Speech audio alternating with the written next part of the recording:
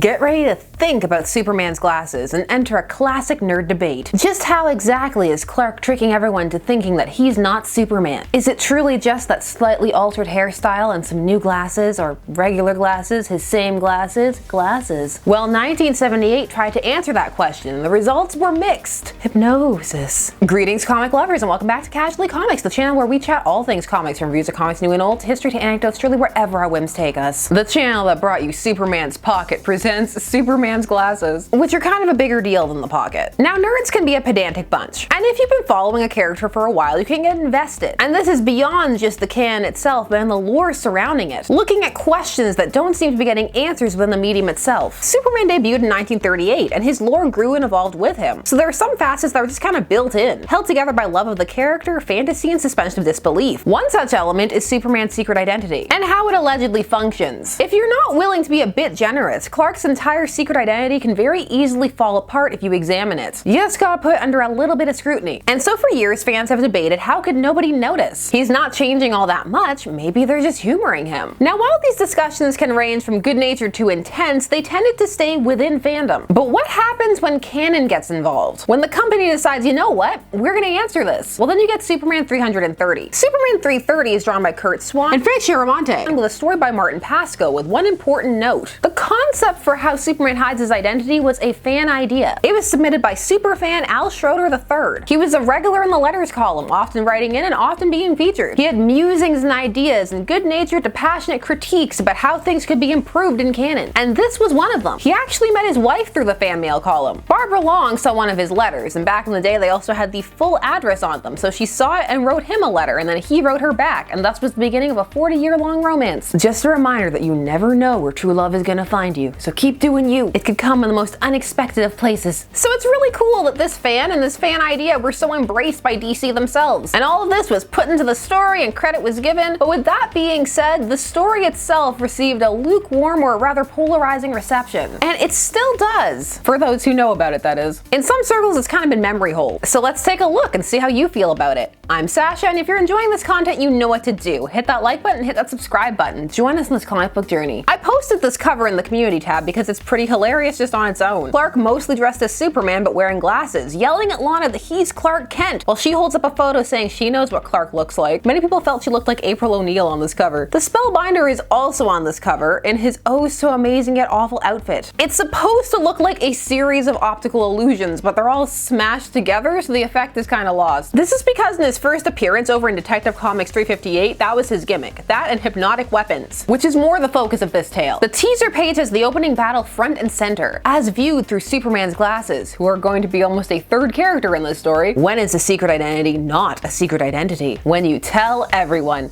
no, I'm not over it, forever bitter. The master mesmerizer of Metropolis. I choose to believe that this is why Spellbinder relocated, because he couldn't get that kind of alliteration in Gotham. We open on a satellite hurtling towards WGBS. At this period in Superman's history, this is where Clark worked, along with most of the other people from the Daily Planet. This is because it had bought the Daily Planet. It was originally run by Morgan Edge, who was secretly a member of Intergang. The Morgan Edge stuff actually got pretty complicated. Clones were involved. In the early 70s would begin a plot where Clark Kent would become an anchorman and an evening reporter on WGBS, and Lana would eventually be his co-anchor. So with that context out of the way, back to the satellite. Clark's co-workers tell him to hurry up and change into Superman. Any other time we'd indulge you and pretend to believe your 300th queasy stomach routine, making believe we didn't know you were slipping away to the nearest stockroom. This can't be! Wow, Jimmy's getting aggressive on that shirt rip. I hope he's gonna buy Clark a new shirt. This opening sequence is a nightmare, but it will be our setup for Clark musing upon his secret identity and really just lambasting it, laying right into it. He's just gonna really question the idea that anybody could ever believe it. Even if I do change my voice slightly when I pose as Clark, now that I stop to think about it, that's the dumbest disguise I've ever seen. What, am I supposed to look like a totally different person? Superman wearing glasses is what I look like. Ordinary people start wearing glasses. Do their friends say, "Who are you?" No, they say, "Oh, you got glasses." Can you feel the fan nerdiness coming through as you're reading this? This reads like a convo you would have with a friend if you were arguing about a piece of lore. Only it's happening in a comic, so you can't argue back. I mean, I guess you can write a letter, but it's gonna take a while to get there. Who was I trying to kid when I dreamed up that ridiculous disguise? Hold on. I don't think the glasses are dead yet. Both Lois and Lana have won prizes for their investigative reporting. They're no dummies, yet they've been fooled. Now Jimmy, on the other hand, 100% dummy. Not surprised surprised at all he's been fooled. Unless they have been humoring me, playing along with my gag all these years. We interrupt Clark deconstructing his secret identity to bring you crime. Spellbinder is just hovering in the center of the street, and people are compelled to stop and come out of their cars, and in Clark's case the bus, and help him out in his heist. Superman tries to punch him, but Spellbinder tells him that, well, he's in Metropolis, so he figured that Superman would show up at some point. So he invested in a super shock-absorbing chin guard. Strong enough to absorb a punch from Superman? I feel like that would be in high demand. Where can some of the other villains get them? Lex will take 20. No. 40. My name is Spellbinder, and if you'd like to know what that name means, take a look down there. Run, little girl.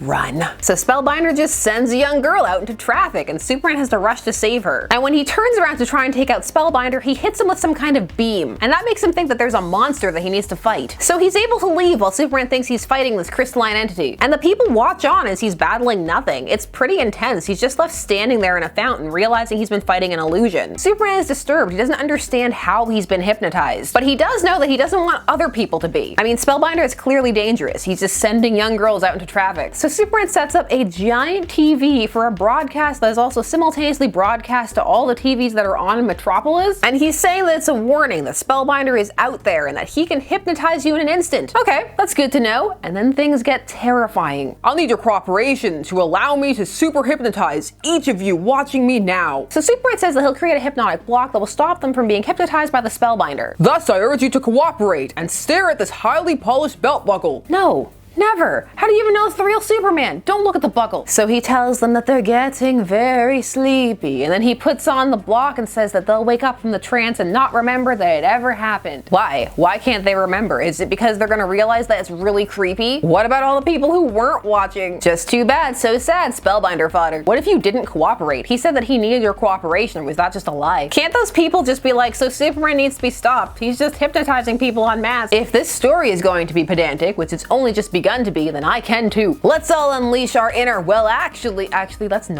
not do that. Let's put that back in a box. Put the uber nerd back inside the pocket protector. So he built this giant TV from spare parts he had at the fortress. The fortress was a mistake. He says that this won't help everybody, but it will slow Spellbinder down. Why? He can just find people that he knows wouldn't have been affected, like someone in the study hall of the library or something. While Superman is trying to figure out how Spellbinder is hypnotizing people, and him specifically, he decides that he should put in an appearance at work. But while he's changing, Lana suddenly opens the door and he's mid-change. He thinks it's all over, but she just starts treating him as Superman, very much like, oh, Superman, why are you in the storeroom changing clothes? Since she seems not to know that he's Clark, he says that he's in deep cover. That much is obvious, dear heart, but you'll never fool anyone that way. Who are you supposed to be disguised as? That's supposed to be Clark? Oh, come on, love.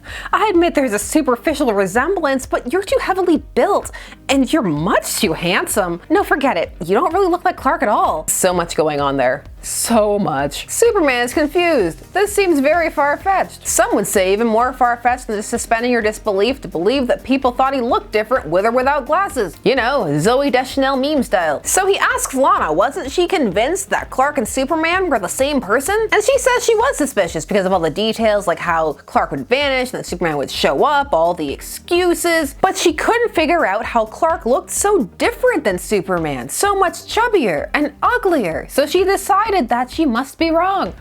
Big oof. And they keep going. Lana goes on and on about how it would be way too obvious of a disguise and just silly. Okay, we get it. You hate it. Stop. He's already dead. Now it gets convoluted. Clark had been planning to corner Spellbinder as Clark since he seemed vulnerable to him as Superman anyway. Based on Lana's reaction, he decides this is a bad idea, even though at this point he has no idea whether Spellbinder was hypnotized by him or not. But better safe than sorry. So he decides that he needs a super hypnotic block too. So he hypnotizes himself. Intensely, he stares into the mirror, telling himself he will not succumb to the Spellbinder's influence. Don't do it, Clark. Get good. Get good at not being hypnotized. Spellbinder was spotted at a sound laboratory, so Superman heads over there. Once he's there, Spellbinder hits him again with a beam and tells him that he's lost his powers. And Superman says that it won't work, but it does, because then when he attacks him, he's not able to use his full potential or strength. Spellbinder then basically tells him what his gimmick is. And it was actually already foreshadowed by Clark earlier. Though I use lights to hypnotize most folks, I'm really into sound. Yeah, I like sound a lot, especially the sound of your jaw breaking. After monologuing about his backstory a bit and how he's upped his game since Batman, which really is true, he's going toe-to-toe with Superman, he flies off and then Superman snaps out of it when one of the bullets shot by officers after Spellbinder ricochets and hits him but doesn't hurt him because his lack of invulnerability was all in his mind. The contrast of reality with the hypnotic suggestion breaks it. Breaks the spell, as it were. Superman can't figure out why his block didn't work. He stared at himself so hard. He should have got a shiny belt. It's not the same without a really shiny belt. But then he gets it. He finds the Spellbinder after he hears a low-pitched humming sound that was always present at their fights, and he just melts his civilian clothes right off him. Good thing he has his costume on underneath. He's also completely unfazed. He just pulls his mask on. And when Superman tells him to surrender, he jumps off the bridge he was walking on. He's throwing himself over the railing, committing suicide? You know he has wing propeller things. He's been using them this entire issue. He's been flying everywhere. Get it together, Clark. Spellbinder tries to hypnotize him again, but this time it doesn't work because Clark has plugged his ears. I mean, Spellbinder was super into sound, and Clark had actually likened him to the Pied Piper earlier. So Spellbinder was using both visual hypnotic suggestion and auditory. Spellbinder even had special lenses over his eyes to prevent himself from being hypnotized. You know, because there are tyrants out there with giant floating TVs. Now, the explanation in story for how Spellbinder was doing what he's doing is actually pretty decent. But we're done with him. He gets arrested. Superman set it up so that he fell into a hole, so when he set his sonar up to go off full blast because Superman took the gunk out of his ears, the earplugs, gunk.